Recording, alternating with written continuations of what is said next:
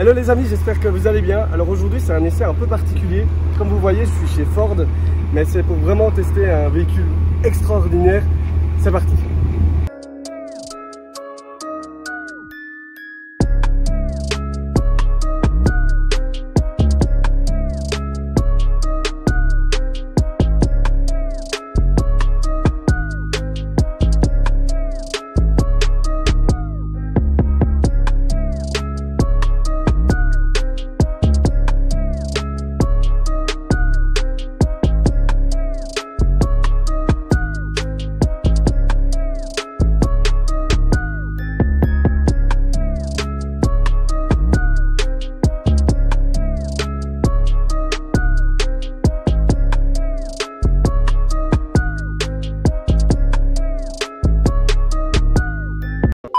Bon, déjà bonjour à toi Loïc. Salut. Ça va? Ouais, super. Et toi Kevin, tout va bien? Écoute, je peux être que bien avec un monstre comme ça à mes pieds. C'est clair, on a énormément de chance parce que c'est pas tous les jours. On a la chance d'avoir la belle voiture et le beau temps en même temps, ce qui est quand même pas mal. Parlons voiture. Dis-moi. Qu'est-ce que tu penses de cette voiture? Déjà, un petit peu plus de détails. Donc c'est un V6 EcoBoost, Oui. un 3,5 litres, 147 chevaux. Cette voiture, c'est un monstre. Honnêtement, Ouais. c'est une des meilleures GT avec lesquelles j'ai roulé. Oh. Au niveau tenue de route, châssis, freinage, même le moteur, même si la sonorité n'est pas exceptionnelle, parce qu'un V6 turbo, il n'y a rien à faire. Au niveau de sonorité, ça ne vaudra jamais un atmosphérique ou un V8, V10, V12, ça c'est impossible. Oui, il faut savoir quelque chose les amis, c'est que Ford, avant de créer la voiture pour la route, ils l'ont d'abord créée pour le circuit en 2016. Je pense que c'est obligatoire d'avoir des voitures homologuées pour rouler au Mans, comme le Ford GT, mais pas que, il y a aussi les Mercedes, Ouais, ça a GT, toujours etc. existé. Il Donc, voilà. faut avoir une voiture de route que pour pouvoir homologuer Voilà. une voiture de course. Et c'est vrai que celle-ci, elle est 100% issue de la course. C'est ça qui est bien, c'est qu'on est d'abord parti d'une voiture de course pour en faire une voiture de route. Donc vraiment c'est impressionnant, donc c'est du propulsion. Oui.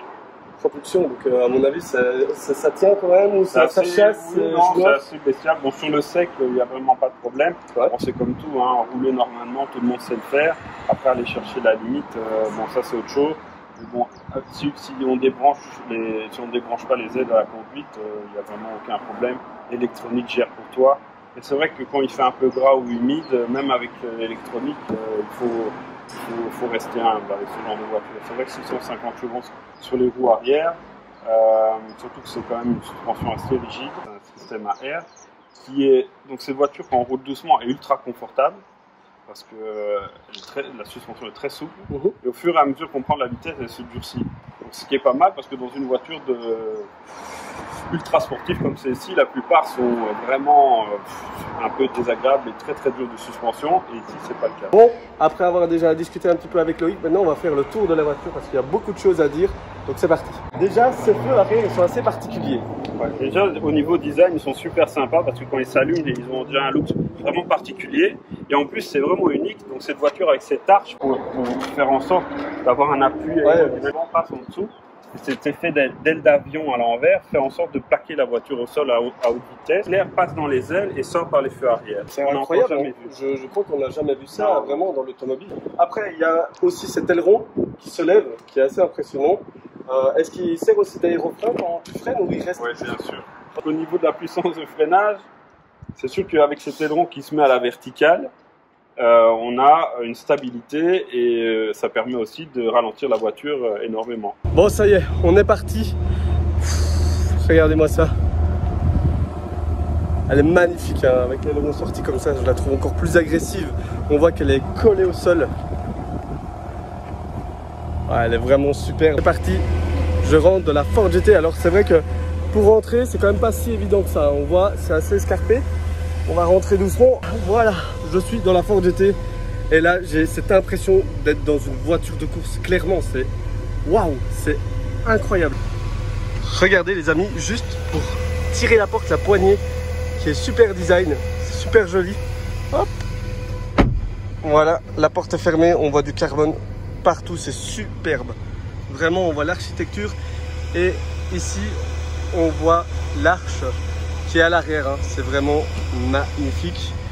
Alors Loïc, qu'est-ce que toi tu penses de l'intérieur de cette Ford GT? Est-ce que tu trouves qu'il est bien fini? Je trouve que c'est 1000 fois mieux fini que le modèle 2006, donc la Ford GT 2006 qui était plus plastique, plus basique, voire même un peu négligé.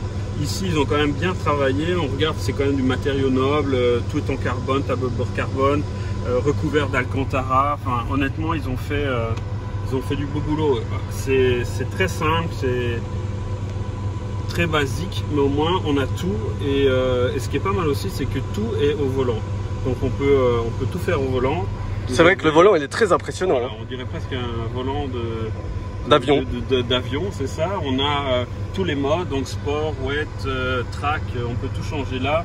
On a les appels de phare, on a le lave-glace, ici on a l'essuie-glace, on a les clignotants gauche-droite, on a tout ce qui est fonction radio, GPS, tout ça. On a même le limitateur de vitesse parce que c'est obligatoire aux États-Unis. Et ici c'est les LED, j'imagine, qui s'allument pour le changement, le shifter. Ça c'est le shifter. Wow. Voilà. Donc, et là le numéro, je me demandais. Je vais te le dire. Donc en fait le numéro, le J veut dire 2018. Donc chaque lettre représente une année de production. Donc ici 2018, c'est une des premières parce que c'est la numéro 31. C'est le châssis 31 sorti en 2018. D'accord. Okay. Cette voiture est une des toutes premières livrées en Europe. Je pense que c'était la 8e en Europe et c'était la première dans le Benelux. Donc voilà, je ne connais pas les autres lettres pour les autres années, mais en tout cas c'est ça que ça veut dire. Donc, Ok, intéressant.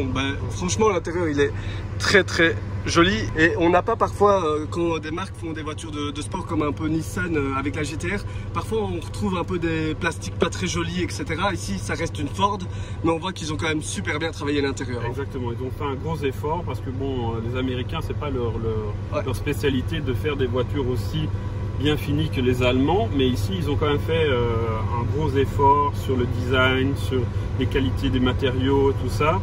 Bon, après c'est pas aussi bien fini qu'une Allemande, mais c'est pas vraiment ce qu'on lui demande. Ce qu'on lui demande c'est d'être légère et performante. Et en plus de tout ça, elle est monstrueusement belle, en plus d'être performante. Donc c'est une voiture vraiment très agréable, avec toute la technologie moderne embarquée aujourd'hui. Alors je remarque aussi quelque chose, c'est que les sièges sont super confortables. Franchement je m'attendais à beaucoup plus dur. Pas du tout, je sens qu'il y a quand même du mousse. C'est assez particulier. Hein. Oui, non, c'est sûr, comme je le disais tout à l'heure, c'est une voiture qui est ultra confortable pour les performances qu'elle donne. J'ai roulé avec des tas de voitures de sport grâce avec la chance du travail que je fais. Et c'est la voiture de sport la plus confortable avec laquelle j'ai jamais roulé. Donc c'est sûr que les sièges,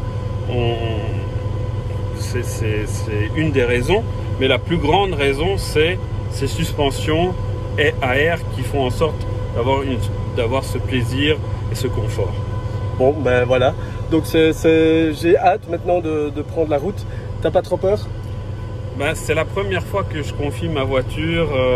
Donc c'est la toute première fois que je m'assieds dans ma voiture comme passager. Donc ça me fait vraiment très bizarre et je me sens vraiment presque à l'étroit parce que j'ai l'impression qu'on a moins de place en tant que passager qu'en tant que conducteur. Déjà au niveau des pieds, on est, comme vous pouvez le voir là, on n'a pas beaucoup de place.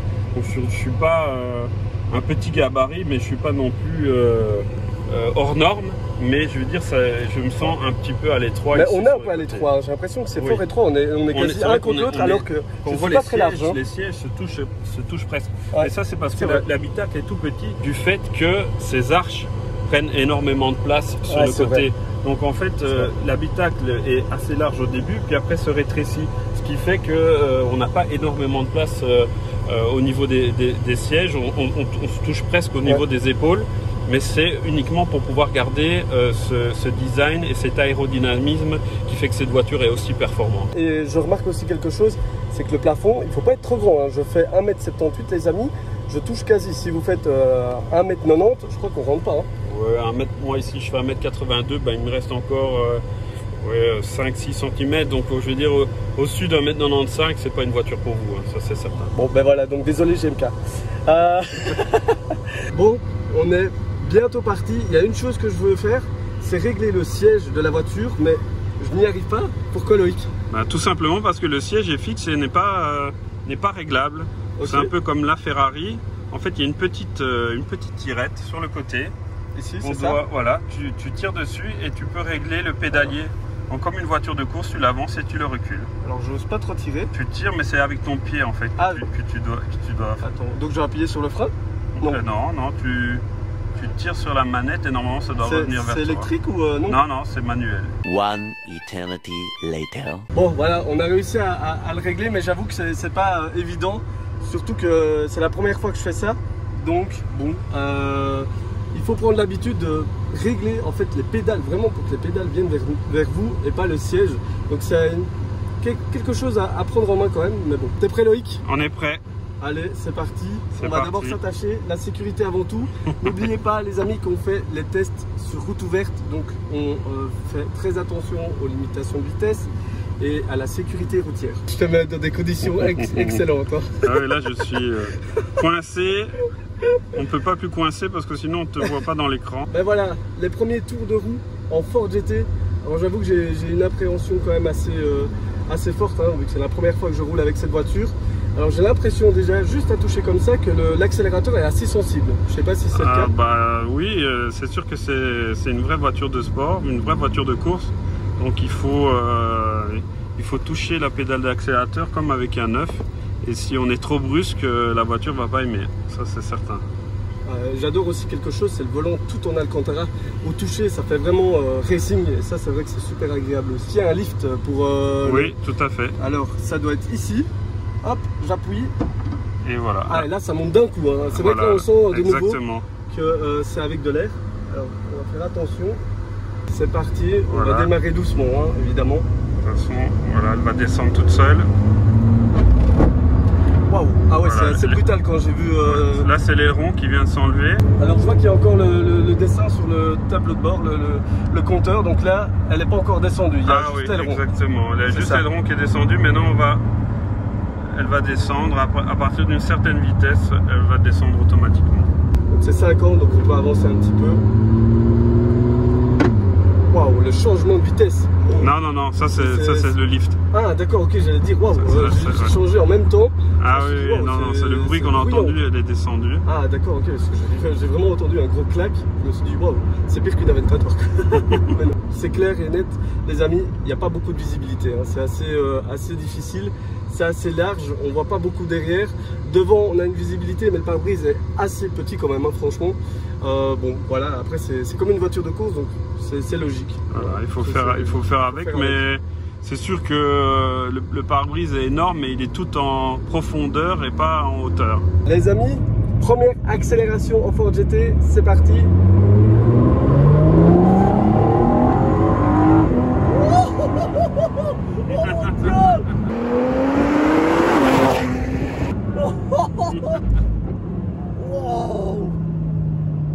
Waouh! Ah oui, ah ouais, c'est impressionnant.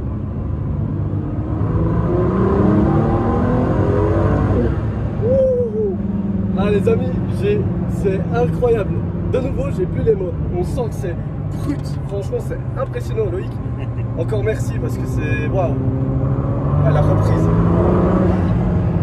Loïc, justement, là maintenant qu'on s'est fait un petit plaisir, quels sont les défauts pour toi de la Ford GT?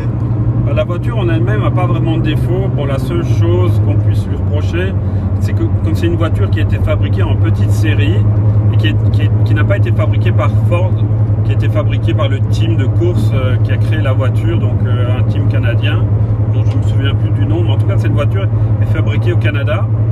Donc la seule chose qu'on puisse reprocher, c'est au niveau après-vente, si vous avez besoin d'une pièce ou s'il y a un souci. Et c'est vrai que comme ça reste une voiture artisanale, on peut avoir des petites choses, par exemple le témoin d'airbag ou l'aileron qui reste bloqué, ou enfin voilà, des petites choses qui ne sont pas dramatiques, mais si vous voulez régler le problème c'est que Ford n'a pas toutes les données pour avoir des pièces, enfin voilà, tout prend un temps fou et infini, mais sinon la voiture en elle-même elle est juste parfaite. Quand tout fonctionne normalement, c'est un vrai régal. C'est le service après-vente qui ne suit pas, quoi. Voilà, le service après-vente est vraiment difficile à suivre. Bon, tu m'autorises à réaccélérer un petit coup? Vas-y, mais bon, quand tu verras un peu mieux, tu pourras accélérer. Je crois que Loïc est vraiment pas rassuré. Bon, Voilà, là tu allez, peux... c'est parti les amis. Waouh! Il y a les freins. Waouh! Et ça freine, hein. Ça freine, hein. Waouh! Et alors là, dans le rétro, les amis, j'ai vu l'aérofrein qui s'est levé.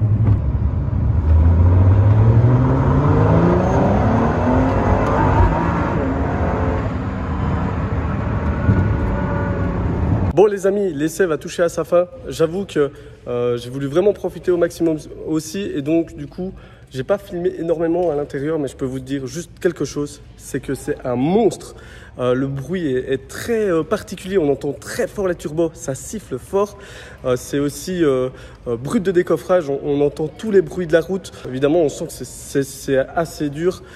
Pour le reste, évidemment, la visibilité de l'intérieur jusqu'à l'extérieur, on voit rien du tout. Bon, voilà, c'est vraiment une voiture complètement folle. Ça pousse très fort, ça freine très fort. Vraiment, c'est assez impressionnant. Loïc? Oui, je suis là. Je suis en vie. Tu es en vie? La voiture est en un seul morceau. Voilà. Je suis un homme heureux. Donc, tu as vu que je peux être de confiance. Exactement, oui. J'ai pas trop abusé. J'ai pas été trop abusé, tu as roulé prudemment. Tu as pris toutes tes distances de sécurité. J'étais assez relaxant. J'ai vu la mort.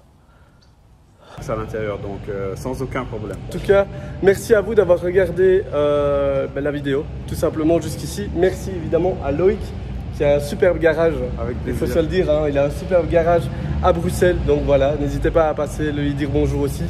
Et puis voilà, merci à tous, salut. Salut.